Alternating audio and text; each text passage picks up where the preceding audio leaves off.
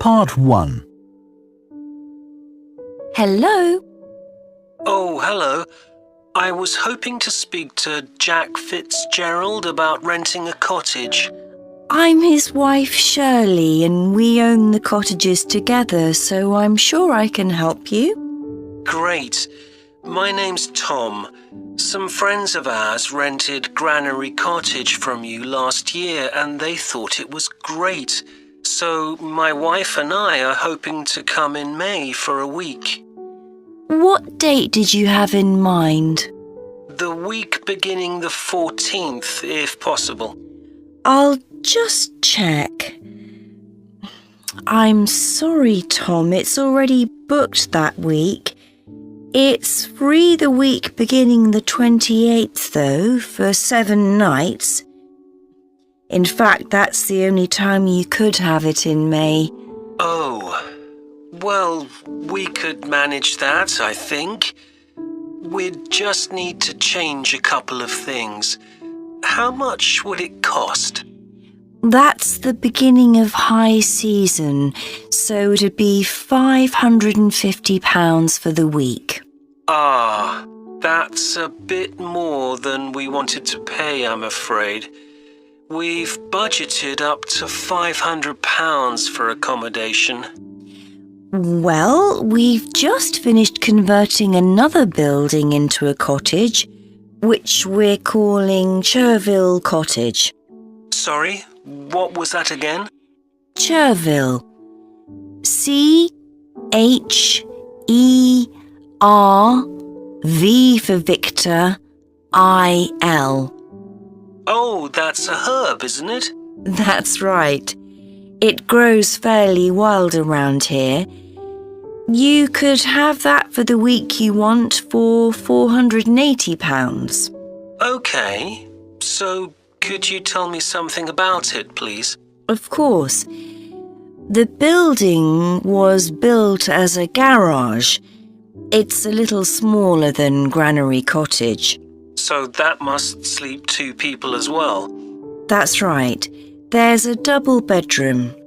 Does it have a garden? Yes, you get to it from the living room through French doors, and we provide 2 deck chairs. We hope to build a patio in the near future, but I wouldn't like to guarantee it'll be finished by May. Okay. The front door opens onto the old farmyard, and parking isn't a problem. There's plenty of room at the front for that. There are some trees and potted plants there. What about facilities in the cottage? It has standard things like a cooker and fridge, I presume. In the kitchen area, there's a fridge freezer, and we've just put in an electric cooker. Is there a washing machine? Yes. There's also a TV in the living room, which plays DVDs too. The bathroom is too small for a bath, so there's a shower instead. I think a lot of people prefer that nowadays anyway. It's more environmentally friendly, isn't it? Unless you spend half the day in it. Exactly. What about heating? It sometimes gets quite cool at that time of year. There's central heating, and if you want to light a fire, there's a stove. We can provide all the wood you need for it. It smells so much nicer than coal, and it makes the room very cosy. We've got one in our own house. That sounds very pleasant. Perhaps we should come in the winter to make the most of it. Yes, we find we don't want to go out when we've got the fire burning. There are some attractive views from the cottage which I haven't mentioned. There's a famous stone bridge. It's one of the oldest in the region, and you can see it from the living room. It isn't far away. The bedroom window looks in the opposite direction and has a lovely view of the hills and the monument at the top. Well, that all sounds perfect. I'd like to book it, please. Would you want a deposit? Yes, we ask for 30% to secure your booking. So that'll be £144. And when would you like the rest of the money? You're coming in May, so the last day of March, please. Fine. Excellent. Could I just take your details so that I can... Part 2. Right, next on the agenda we have traffic and highways. Councillor Thornton. Thank you.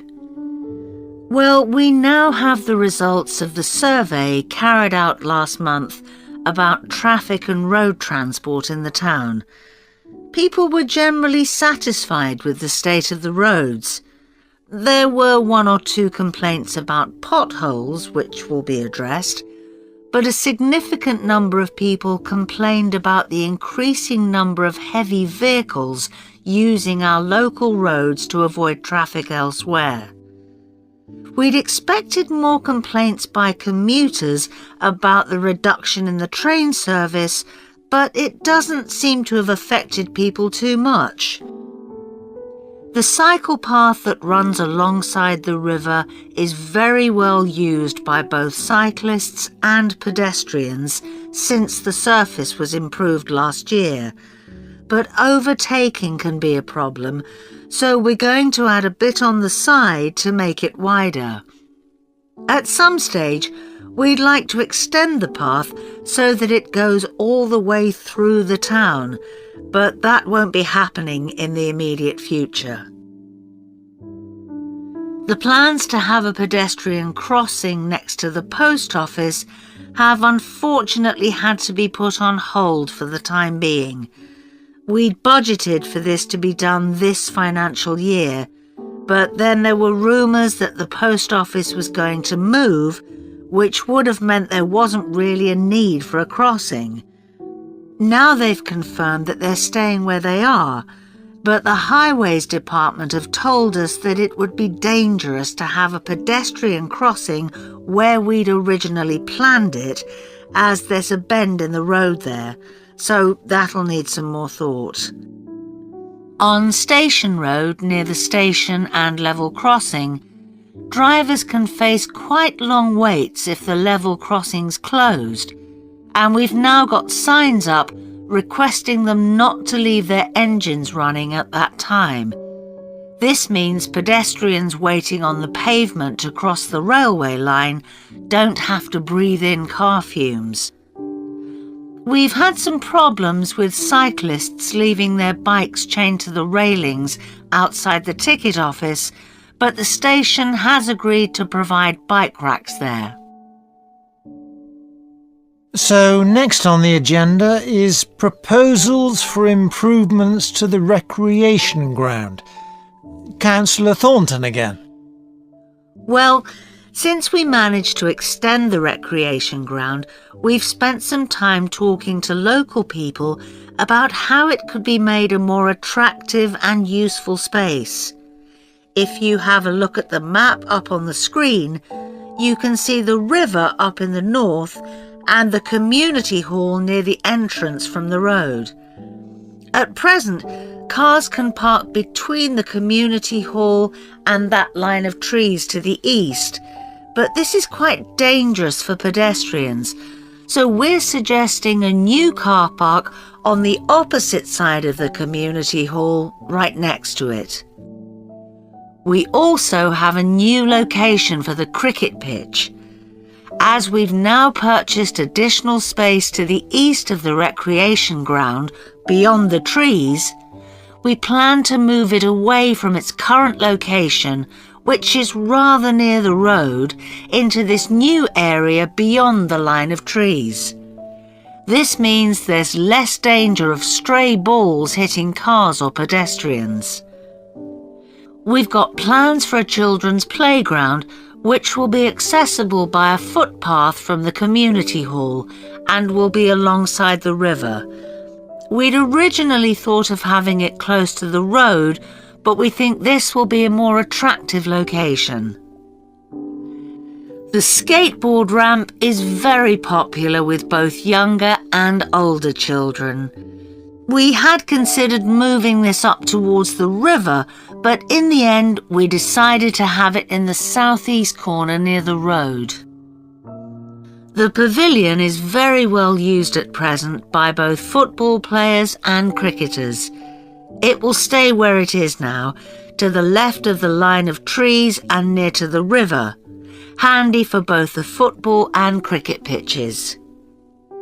And finally, we'll be getting a new notice board for local information, and that will be directly on people's right as they go from the road into the recreation ground.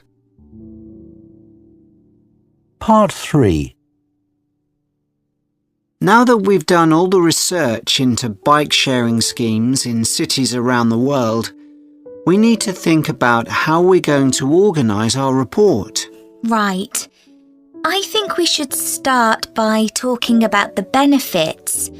I mean, it's great that so many cities have introduced these schemes where anyone can pick up a bike from dozens of different locations and hire it for a few hours. It makes riding a bike very convenient for people. Yes, but the costs can add up, and that puts people on low incomes off in some places. I suppose so. But if it means more people in general are cycling rather than driving, then because they're increasing the amount of physical activity they do, it's good for their health. Okay, but isn't that of less importance? I mean, doesn't the impact of reduced emissions on air pollution have a more significant effect on people's health? Certainly in some cities, bike sharing has made a big contribution to that, and also helped to cut the number of cars on the road significantly. Which is the main point. Exactly. But I'd say it's had less of an impact on noise pollution because there are still loads of buses and lorries around. Right. Shall we quickly discuss the recommendations we're going to make? In order to ensure bike sharing schemes are successful? Yes. Okay. Well, while I think it's nice to have really state-of-the-art bikes with things like GPS, I wouldn't say they're absolutely necessary. But some technical things are really important, like a fully functional app, so people can make payments and book bikes easily. Places which haven't invested in that have really struggled. Good point. Some people say there shouldn't be competing companies offering separate bike-sharing schemes, but in some really big cities, competition's beneficial. And anyway, one company might not be able to manage the whole thing. Right. Deciding how much to invest is a big question. Cities which have opened loads of new bike lanes at the same time as introducing bike-sharing schemes have generally been more successful. But there are examples of successful schemes where this hasn't happened. What does matter, though, is having a big publicity campaign. Definitely. If people don't know how to use the scheme or don't understand its benefits, they won't use it. People need a lot of persuasion to stop using their cars. Shall we look at some examples now and say what we think is good or bad about them? I suppose we should start with Amsterdam, as this was one of the first cities to have a bike-sharing scheme. Yes, there was already a strong culture of cycling here. In a way, it's strange that there was such a demand for bike sharing, because you'd have thought most people would have used their own bikes. And yet it's one of the best used schemes. Dublin's an interesting example of a success story. It must be because the public transport system's quite limited. Not really. there's no underground, but there are trams and a good bus network. I'd say price has a lot to do with it. It's one of the cheapest schemes in Europe to join. But the buses are really slow. Anyway, the weather certainly can't be a factor. No, definitely not. The London scheme's been quite successful. Yes, it's been a really good thing for the city. The bikes are popular and the whole system is well maintained, but it isn't expanding quickly enough. Basically, not enough's been spent on increasing the number of cycle lanes. Hopefully that'll change. Yes. Now, what about outside Europe? Well, bike sharing schemes have taken off in places like Buenos Aires. They built a huge network of cycle lanes to support the introduction of the scheme there, didn't they? It attracted huge numbers of cyclists where previously there were hardly any. An example of good planning. Absolutely. New York is a good example of how not to introduce a scheme. When they launched it, it was more than 10 times the price of most other schemes. More than it costs to take a taxi. Crazy. I think the organisers lacked vision and ambition there. I think so too. Sydney would be a good example to use. I would have expected it to have grown pretty quickly here. Yes. I can't quite work out why it hasn't been an instant success like some of the others. It's a shame, really. I know. OK, so now we've thought about all the... Part 4. One of the most famous cases of extinction is that of a bird known as the dodo.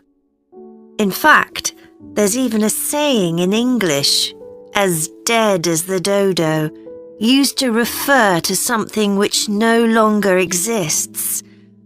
But for many centuries, the dodo was alive and well, although it could only be found in one place, the island of Mauritius in the Indian Ocean. It was a very large bird, about 1 metre tall, and over the centuries it had lost the ability to fly, but it survived happily under the trees that covered the island. Then, in the year 1507, the first Portuguese ships stopped at the island. The sailors were carrying spices back to Europe and found the island a convenient stopping place where they could stock up with food and water for the rest of the voyage. But they didn't settle on Mauritius. However, in 1638, the Dutch arrived and set up a colony there. These first human inhabitants of the island found the dodo birds a convenient source of meat, although not everyone liked the taste. It's hard to get an accurate description of what the dodo actually looked like. We do have some written records from sailors and a few pictures, but we don't know how reliable these are. The best known picture is a Dutch painting in which the bird appears to be extremely fat, but this may not be accurate.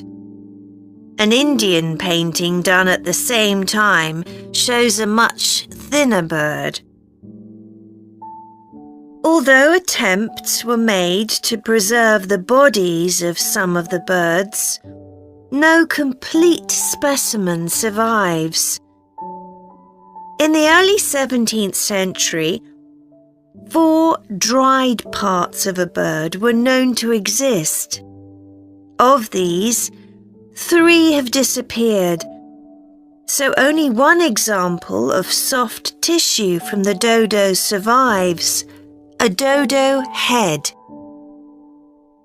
Bones have also been found, but there's only one complete skeleton in existence.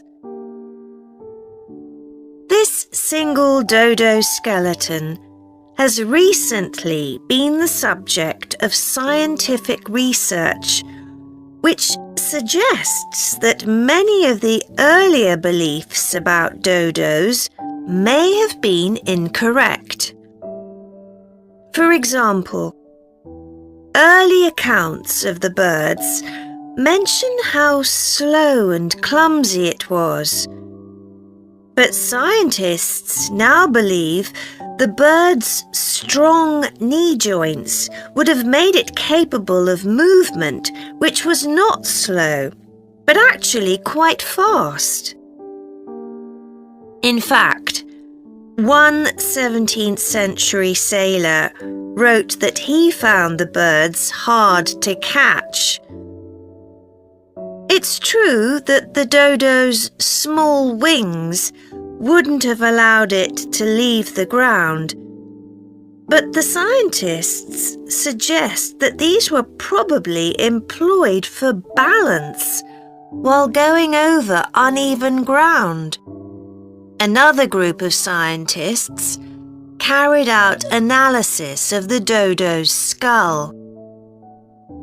They found that the reports of the lack of intelligence of the dodo were not borne out by their research, which suggested the bird's brain was not small, but average in size. In fact, in relation to its body size, it was similar to that of the pigeon, which is known to be a highly intelligent bird. The researchers also found that the structure of the bird's skull suggested that one sense which was particularly well developed was that of smell. So the dodo may also have been particularly good at locating ripe fruit and other food in the island's thick vegetation.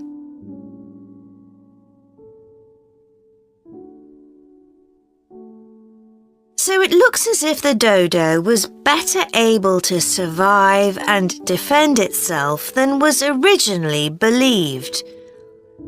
Yet, less than 200 years after Europeans first arrived on the island, they had become extinct. So what was the reason for this? For a long time it was believed that the dodos were hunted to extinction. But scientists now believe the situation was more complicated than this. Another factor may have been the new species brought to the island by the sailors. These included dogs, which would have been a threat to the dodos, and also monkeys, which ate the fruit that was the main part of the dodo's diet. These were brought to the island deliberately. But the ships also brought another type of creature, rats, which came to land from the ships and rapidly overran the island. These upset the ecology of the island, not just the dodos, but other species too. However, they were a particular danger to the dodos because they consumed their eggs. And since each dodo only laid one at a time, this probably had a devastating effect on populations.